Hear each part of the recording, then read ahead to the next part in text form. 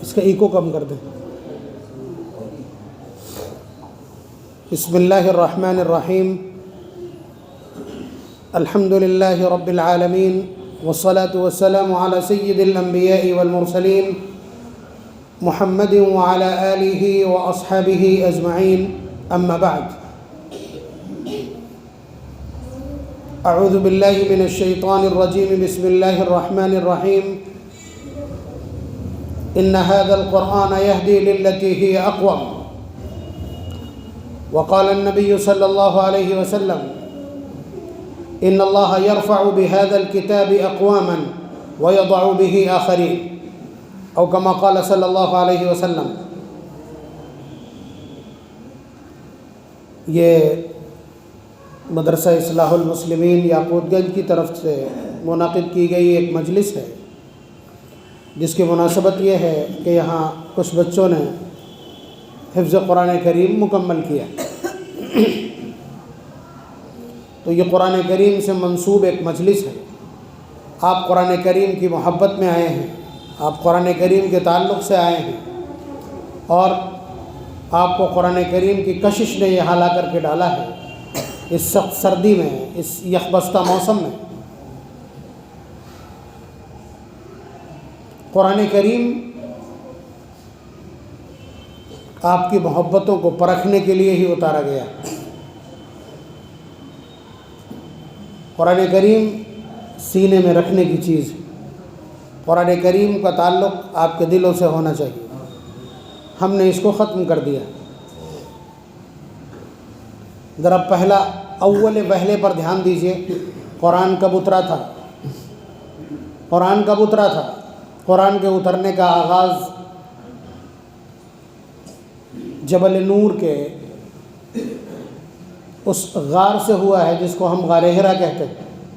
حضور وہاں تشریف فرما تھے، جبریل امین تشریف لائے. کیا ہوا؟ کیا کہا انہوں نے؟ فرمایا اقرا، پڑھیے. حضور نے فرمایا ما انا بقاری، میں تو پڑھا ہوا نہیں ہوں. انہوں نے حضور کو سینے سے لگا کے چھوڑا، پھر فرمایا اقرا، پڑھیے. تو پھر جواب ما انا بقاری، میں پڑھا ہوا نہیں ہوں، میں نے کہیں پڑھا نہیں ہے. حضور کا ایک نام آپ کو معلوم ہے، امی ہے. امی کے معنی ہے جس نے دنیا میں کسی سے پڑھنا لکھنا نہ سیکھا ہو. ظاہر ہے کہ اگر حضور کسی سے لکھتے پڑھتے، وہ کہتا میں استاد ہوں، میں نے سکھایا ہے ان کو سب کچھ، یہ جو کچھ بتلا رہے ہیں اس پر میرا اثر ہے. الزام ہوتا نبوت پر. ویسے بھی الزام لگا وَلَقَدْ نَعْلَمُ أَنَّهُمْ يَقُولُونَ إِنَّمَا يُعَلِّمُهُ بَشَرٌ، کہ انہیں کوئی رات میں آ کے سکھا جاتا، وہی صبح یہ لکھوا دیتے ہیں. یہ الزام حضور پارہ نمبر 14 سورہ نحل کی آیت. یعنی جب ایسا نہیں تھا تب الزام لگا ہے. تو اگر کسی نے پڑھایا ہوتا، حضور نے کسی مدرسے میں داخلہ لیا ہوتا، حضور نے کسی کے سامنے زانو تلمس طے کیا ہوتا، تو کتنا متاثر کرتا آپ کے اس پورے سسٹم کو. تو اللہ تبارک و تعالیٰ جاننے والے ہیں. اور پھر اس بغیر پڑھے لکھے کو اتنا پڑھا لکھا دیا، یہ کائنات اس کے پیروں کے خاک تک قیامت تک نہیں پہنچے. اس لیے کہ وہ علم وحی کا امین ہے، اور علم وحی انسانی دسترس سے باہر. تو ایک طرف کیا کہا کہ آپ امی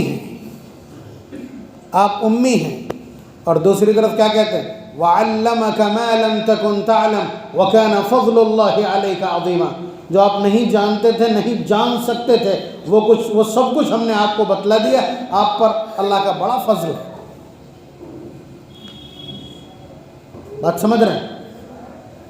تو ایک طرف امی ہیں اور دوسری طرف علم کے دریا بہاتے. تو اس لیے نبی اکرم صلی اللہ علیہ وسلم کو کہیں پڑھایا لکھایا نہیں گیا. وہی بتلا رہے ہیں حضور ما انا بقاری، کہ آپ کیا پڑھنے کو کہہ رہے ہیں مجھے نہیں معلوم. دوبارہ بھینچا، پھر یہی کہا، پھر حضور کا جواب وہی. تیسری بار بہت زور سے بھینچا، بہت زور سے دبایا ہے سینے سے لگا کر کے.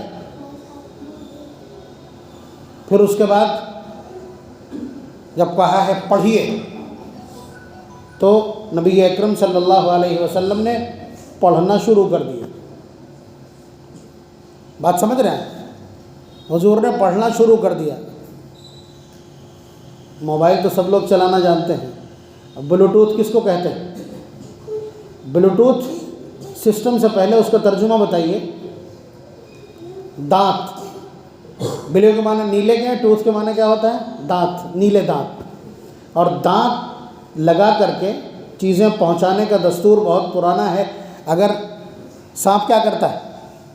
سانپ کے دونوں دانتوں کے بیچ میں چھوٹی سی زہر کی تھیلی ہے. وہ جیسے ہی اس طرح سے دانت مارتا ہے تو فوراً وہ تھیلی پھوٹ کے اس کے اندر سما جاتی ہے اور وہی زہر پلک جھپکتے ہی پوری باڈی کے اندر پھیل جاتا ہے. تو بلوٹوتھ سسٹم ہے، اس لیے اس کا نام رکھ دیا گیا. میں اس لیے بتا رہا ہوں. تو اس کے ذریعے سے آپ کی حرکت کے بغیر چیزیں سسٹملی اندر پہنچتی ہیں. یہ نبی اکرم صلی اللہ علیہ وسلم پر وہاں لاگو ہوا. یہ کوئی نئی چیز نہیں ہے، یہ وہیں لاگو ہو گیا. اب بتائیے، جبریل امین نے حضور کو سینے سے لگایا ہے اور زور سے دبا دیا ہے اور اس کے بعد چھوڑ دیا ہے، اور نبی کی زبان پر کلام الہی جاری ہے. اقرأ بسم ربک الذی خلق خلق الانسان من علق اقرأ وربک الاکرم الذی علم بالقلم علم الانسان ما لم يعلم. 5 آیتیں ہیں کلام الہی کی، لیکن سارے راز کھول دیے پہلی وحی نے. یہاں دیکھ نہیں رہے مجھے کچھ انٹلیکچوئلس جبکہ ہونا چاہیے، وہ کوٹ پینٹ ٹائی والے، ان کی بھی ضرورت رہتی ہے. کبھی کبھی ان کا بھی بخار اتارنا ہوتا. وہی سائنس پڑھنے والے بیوقوف، سائنس پڑھنے والے جاہل، وہ یہ کہتے ہیں کہ یہ کئی لاکھ سال سے آباد. ابھی میں پڑھ رہا تھا کل ہی پرسوں، تو اس ہندوستان کو بتا دیا یہاں کی آبادی کئی 32,000 سال پہلے یہاں ایسا تھا ویسا تھا. ابھی ایک ڈھانچہ دریافت ہوا، اس کا جب ڈی این اے کیا انہوں نے ہڈی لے کر کے تو بتایا 32.5 لاکھ سال پرانا. یعنی یہ سب انہیں معلوم ہو جاتا کہ 32.5 لاکھ سال پہلے یہاں انسان آباد تھا. لیکن مجھے یہ بتائیے، یہ موبائل ہے، یہ پنکھے ہیں، یہ لائٹ ہے، یہ مائک ہے، یہ دریاں ہیں، یہ تعمیر کا سسٹم ہے، یا جس چیز کا بھی آوشکار ہوا ہے، ایجاد ہوئی ہے، نئی ترقیات ہوئی ہیں، کوئی ہو اگر ایسا تو اسے 1400 سال پار لے جا کے دکھا دے. سوال نوٹ کرنے لائق ہے کہ جتنی بھی ترقیات ہیں بھائی 32 لاکھ سال پہلے سے یہاں انسان آباد ہے. یہ آپ کا ڈی این اے کہتا ہے، یہ آپ کا میڈیکل سائنس کہتا ہے، اس کا ٹیسٹ کہتا ہے. تو 32 لاکھ سال پہلے کیوں موٹر سائیکل ایجاد نہیں ہو گئی تھی؟ کیوں یہ ہوائی جہاز نہیں آ گئے تھے؟ کیوں سائیکل نہیں آ گئی تھی؟ کیوں تعلیم کا رواج نہیں؟ آپ کہیں گے کہ یہ سب کچھ تعلیم کے رائج ہونے اور تحقیقات کے بڑھنے کی وجہ سے ہوا. یہ لیب سسٹم آنے کے بعد ہوا، کیمیکلز کو جاننے کے بعد ہوا. بہت زیادہ کلاکار لوگ یہی جواب دیں گے نا. تو میں یہ کہوں گا انسان، اس سے پہلے انسان ہزار سال گزار کے گیا، اتنی عمر ہوتی تھی، اور اتنے بڑے بڑے تھے کہ جن کے بارے میں اللہ تعالیٰ کے الفاظ التی لم یخلق مثلها فی البلاد، کہ ہم نے ان سے زیادہ طاقتور زمین پہ پیدا ہی نہیں کیے. جو کھڑے ہو کے یہ کہتے تھے من اشد منا قوہ، ہم سے بھی زیادہ کوئی طاقتور ہے دھرتی پہ. یہ قرآن کے بیانات ہیں. وہ لوگ اس طرح کہتے، انہیں یہ اینٹیں گارے کی ضرورت نہیں، ایسے ہی باہر چھینی ہتھوڑی سے پھوڑا اور اسی میں گھر بنا لیا. وَتَنْحِتُونَ مِنَ الْجِبَالِ بُيُوتًا فَارِهِينَ. بات سمجھ رہے ہیں آپ؟ تو پھر یہ پیدل ہی کیوں رگڑتا رہا؟ بغیر کپڑے کے پتے ہی کیوں لپیٹا پھرتا رہا؟ کشتیاں اور جہاز یا باخرہ کیوں ایجاد نہیں کر لیے؟ لکڑیوں پہ بیٹھ کے تیرتا رہا، سمندر پار کرتا رہا. لائیے کوئی ایسی ترقی، کوئی ایسی ایجاد، کوئی ایسا آوشکار جو آپ کو 1400 سال سے پیچھے لے جا کے دکھا دے. آپ کو بہت ناز ہے اپنے علم پر، اپنی تحقیق پر، اپنے فن پر، اپنے ہنر پر، تو بتائیے پھر. اس میں آپ متحد ہیں کہ ہاں یہ تعلیم کی ترقی کی وجہ سے ہوا ہے. تعلیم کی ترقی کا آغاز کہاں سے؟ تعلیم کی ترقی کا آغاز کہاں سے؟ آپ دیکھیں نا قرآن کریم کا پہلا جملہ، اس سے پہلے ڈاکٹر کیوں نہیں تھے؟ یہ سارے اب کیوں پیدا ہو رہے ہیں؟ ایک دم انڈے میں سے بچے جس طرح نکلتے ہیں اسی طرح گلی گلی پھر رہے ہیں۔ آپ بتائیے کہاں تھی کیمسٹری بایولوجی؟ اقرأ بسم ربک الذی خلق خلق الانسان من علق، پورا بایولوجی کیمسٹری کا چیپٹر ہے یہ۔ انسان کو خون بستہ سے پیدا کیا، لوتھڑے سے پیدا کیا۔ بایولوجی کا عنوان کیا ہے؟ کیمسٹری کا عنوان کیا ہے؟ کیمسٹری کا موضوع کیا ہے؟ یہی تو ہے نا۔ تو تعلیم کے اوپر سب سے پہلی چوٹ اقرأ پڑھیے، بسم ربک الذی خلق، اس پالنہار کے نام سے جس نے پیدا کیا۔ خلق الانسان من علق، انسان کو خون بستہ سے پیدا کیا۔ سچ یہ ہے کہ پورا پلان اور پورا ڈیمو موجود ہے یہاں، ڈیمو موجود ہے یہاں کہ قرآن کریم نے پڑھنے، آپ کہیں گے لکھنے کی بات کہاں ہے؟ لکھنے کی بات کہاں؟ خلق الانسان من علق اقرأ وربک الاکرم الذی علم بالقلم، کہ جس نے تمہیں قلم کا علم سکھایا، یعنی لکھنا سکھایا۔ پہلا جملہ کیا بتا رہا ہے؟ پڑھنا۔ چوتھا جملہ کیا کہتا ہے؟ الذی علم بالقلم۔ تبھی کان کھڑے ہو گئے کہ لگتا یہ ہے کہ قلم کے اندر سے بھی کوئی علم نکلتا ہے اور قلم سے بھی کوئی علم چلتا ہے۔ قرآن جس وقت اترا ہے، مکے کا لٹریسی ریٹ یہ ہے کہ وہاں کل بڑے سے بڑا قول یہ ہے کہ 17 لوگ کل ایسے تھے جو لکھنا جانتے تھے۔ پورے مکے کی ہسٹری ہے یہ، یعنی اس کا رواج وہاں بھی موجود نہیں تھا، پورے عالم میں موجود نہیں تھا، ورنہ بتائیں نا آپ کے آوشکار کہاں ہیں؟ حضور سے پہلے کتنی چیزیں آپ کھینچ کے لے جا پائیں؟ دعویٰ یہ ہے کہ 32 لاکھ سال پرانی ہے یہ دنیا، یہاں انسان آباد ہے، کہاں تھا اس کا دماغ؟ پھر اگر آپ یہ تسلیم کر لیں کہ یہ ساری ترقیات، یہ ساری روشنی، یہ ساری سہولیات اور یہ ساری آسانیاں اور یہ جو کچھ چمک دمک نظر آ رہی ہے قرآن کریم کی رہین منت ہے، پھر قرآن کریم کو چھوڑا کیوں؟ پھر قرآن کریم کو چھوڑا کیوں؟ قرآن کریم پڑھانے والے استاد کے سلسلے میں جو تلاش ہے، کوئی ملا جی مل جائے، کوئی مؤذن صاحب مل جائے تو 6 مہینے میں بس یہ کہہ دیں کہ بچہ پڑھ گیا، پڑھا ہے یا نہیں پڑھا ہے، کوئی امتحان لینے نہیں آ رہا ہے، کوئی امتحان لینے نہیں آ رہا ہے، لیکن میتھ، سائنس، ہندی، انگلش یہ پڑھانے کے لیے یاقوت گنج کا ٹاپ کا جو ٹیوٹر ہو وہ دیجیے، پیسوں کا کوئی مسئلہ نہیں۔ تو یہ آپ کے رویے ہیں، یہ آپ کے رویے ہیں، طے کرتے ہیں کہ آپ کا رابطہ قرآن کریم سے کیسا ہے۔ بتا دیجیے، کوئی مدرسے میں نہ پڑھا ہو، آپ نے ٹیوشن سے پڑھایا ہو، ایک بچہ پورے یاقوت گنج سے لے آئیے جو پڑھ کے دکھا دے قرآن۔ یاقوت گنج کا پورا جغرافیہ نہیں جانتا لیکن مجھے اچھی طرح معلوم ہے حیثیت کیا ہوگی۔ ایک بچہ پورے یاقوت گنج سے لا دیجیے جو قرآن کریم ٹیوشن سے پڑھا ہو اور وہ قرآن کریم پڑھ کے دکھا دے میرے سامنے۔ بھئی قرآن کریم کا ایک مکمل علم ہے جو تجوید سے مزین ہوتا ہے۔ الف کہاں سے ادا ہوگا، با کہاں سے ادا ہوگا، تا کہاں سے ادا ہوگا، سا کہاں سے ادا ہوگا، اور جب یہ آپس میں ملیں گے تو کون چیز کہاں سے ادا ہوگی، کون سی آواز، نون کی آواز کب ناک میں چھپائی جائے گی اور کب چھپائے بغیر کھول دی جائے گی، اور کب اس کو زبان ٹکا کے چھپایا جائے گا، کب زبان ہٹا کے چھپایا جائے گا۔ آپ کہو گے یہ تو سب جادوگری ہے جو آپ سکھا رہے ہیں۔ یہ لازمی حصہ قرآن کریم کا، جو اس طرح قرآن نہ پڑھے وہ قرآن نہیں پڑھ رہا ہے، وہ قرآن نہیں پڑھ رہا ہے۔ او کر کے قرآن جو عورتیں پڑھتی ہیں گھروں سے صبح صبح آواز آتی ہے، اسی سے تو دقت ہوتی ہے، ورنہ قرآن وہ ہے۔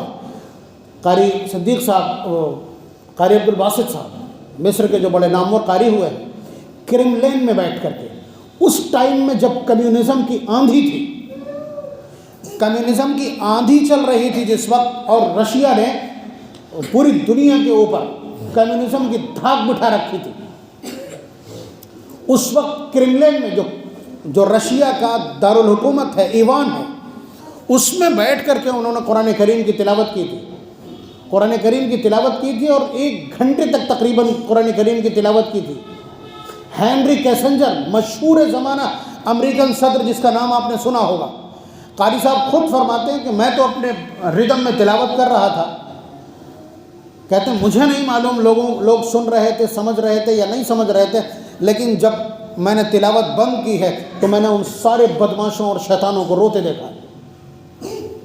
ہینری کیسنجر کے الفاظ یہ ہیں کہ وہ جمال عبد الناصر سے کہتے ہیں کہ مجھے یہ تو معلوم نہیں ہے کہ آپ کا ساتھی کیا پڑھ رہا تھا، لیکن یہ کہ اس نے ہمارے دلوں کو جھنجھوڑ دیا ہے، ہمارے دلوں کو جھنجھوڑ دیا ہے، اور عجیب سی کیفیت ہو رہی ہے، ہماری آنکھیں اشکبار ہیں اسی وجہ سے۔ آپ اندازہ کیجئے کہ قرآن کریم کو اگر سلیقے سے پڑھا جائے گا تو کوئی مطلب نہیں ہے کہ سامنے والا خاموش رہ جائے یا سامنے والے کے دل کے اوپر اثر نہ ہو۔ یہ اذانوں کے خلاف جو اس طرح کا نیریٹو پھیلایا جا رہا ہے، اس کی وجہ یہ ہے کہ ہم نے مؤذن ایسا شخص رکھا ہے کہ جو نہ ایک لفظ کا صحیح تلفظ کر سکتا ہے، نہ ایک کلمے کی ادائیگی کر سکتا ہے، جو گھر کے اندر کھانس دے تو بہویں گھر سے بھگا دیں، ایسے شخص کے سامنے مائک دے دیا ہے ہم نے، جو فجر کی اذان دیتا ہے 5 کلومیٹر کے ایریے میں، وہ مکروہ قسم کی آواز پھیلتی، کلمات پاکیزہ ہیں، آواز مکروہ۔ آپ بتائیے حرم کی آواز یا دوسرے ممالک کی جو بڑی بڑی مساجد کی جو آوازیں ہیں، اگر اس طرح کی آواز سنسان میں ابھرے گی تو آپ یہ بتائیے لوگ اٹھ کے بیٹھیں گے اس آواز کو سننے کے لیے۔ تو ہمارا رویہ اپنے کلمات کے ساتھ، اپنے کلام کے ساتھ، اپنے ذکر کے ساتھ ہی ٹھیک نہیں۔ اسی لیے نبی اکرم صلی اللہ علیہ وسلم نے تو یہاں تک فرمایا زینوا القرآن باصواتکم، تم میں جو اچھی آواز والے ہیں وہ قرآن کریم کو اپنی آوازوں سے سجائیں اور سنواریں۔ بلکہ اس سے آگے بڑھ کر کے نبی اکرم صلی اللہ علیہ وسلم نے دھمکایا ہے، من لم یتغن بالقرآن فلیس منا، جس نے ردم کے ساتھ، اچھی آواز کے ساتھ قرآن کریم کو تلاوت نہیں کیا وہ ہم میں سے نہیں۔ تو آپ اندازہ کریں کہ قرآن کریم محبت کیے جانے کے لائق، اور کہاں سے محبت؟ میں نے بتایا کہ قرآن کریم کا جو پہلا ورود و پہلا نزول ہے، قرآن کریم جب اللہ تبارک و تعالیٰ کے خزانے سے اور فرشتے سے انسان تک، بشر تک فرسٹ ٹائم منتقل ہوا ہے، یعنی جبریل سے امام الانبیاء تک، تو کیسے آیا ہے؟ سینے سے سینے کو آیا ہے نا بھائی، زور سے دبا کر کے وہ بلوٹوتھ سسٹم جسے میں بتا رہا ہوں اسی طرح سے سینے سے آیا ہے۔ یہ اشارہ ہے اس بات کا کہ قرآن کہاں رہے گا؟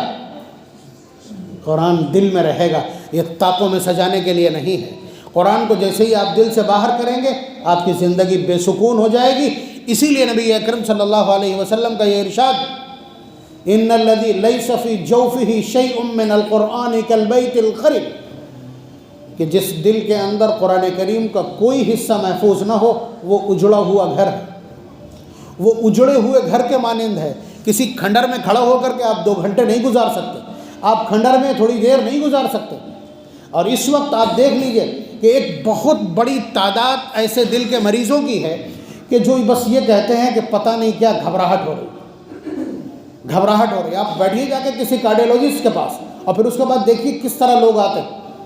ڈاکٹر کہے گا کہ آپ کا ECG بھی ٹھیک ہے، آپ کا TMT بھی ٹھیک ہے، آپ کا ایکو بھی ٹھیک ہے، سب کچھ ٹھیک ہے آپ کا، آپ بلا وجہ ٹینشن لے رہے ہیں۔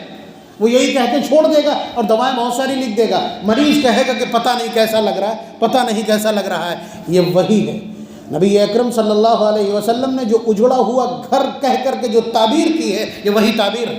قرآن کریم کو سینوں سے نکالا، قرآن کریم کی محبت کو سینوں سے نکالا، نسل کو 4 سال کی عمر سے کانوینٹ اور سینٹ جانس بھیج دیا، عیسائیوں کی پاٹھ شالاؤں میں اور ان کی تربیت گاہوں میں بھیجا ہے۔ اس کا مطلب یہ ہے کہ سینے میں قرآن کے لیے کوئی جگہ نہیں ہے تو پھر اس دل کو کوئی صحیح بھی نہیں کر سکے گا، یاد رکھیے گا۔ اور ایسے ہی لوگ ہیں جو کبھی اپنے آپ کو شوٹ آؤٹ کر لیتے ہیں اور کبھی کبھی پھانسی پہ لٹک جایا کرتے، اور کبھی کبھی بہت ساری گولیاں کھا کر کے اپنی جان دے دیتے۔ یہ وہی بے چینی، اور سارا زمانہ جانتا ہے اس بات کو۔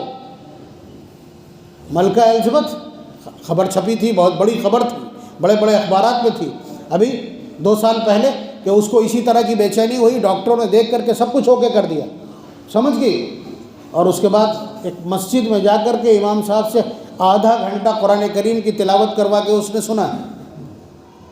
یعنی کافر جانتا ہے، دشمن جانتا ہے، جس کی صبح سے لے کے شام تک قرآن کریم اور قرآن کریم کی تعلیمات اور اس کے نیٹ ورک کے خلاف مستقل چارہ جوئی جاری ہے، وہ لوگ جانتے ہیں کہ قرآن کریم کیمیا ہے اور یہ قرآن کریم درد کے تمام امراض کی دوا ہے، اور اس کے تو ریپر پہ لکھا ہے، قرآن کریم کے تو ریپر پہ لکھا ہے وَنُنَزِّلُ مِنَ الْقُرْآنِ مَا هُوَ شِفَاءٌ